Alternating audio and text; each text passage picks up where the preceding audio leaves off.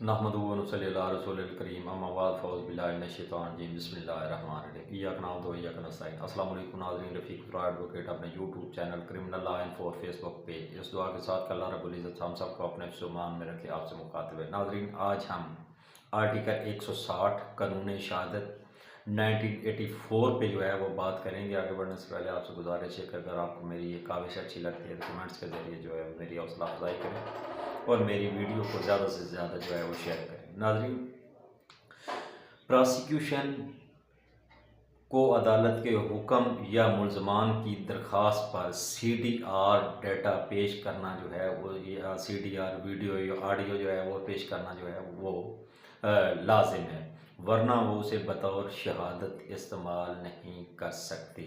2024 MLD page 886। इसी के साथ इजाज़त चाहता हूँ, दुआ में याद रखिएगा। पाकिस्तान जिंदाबाद।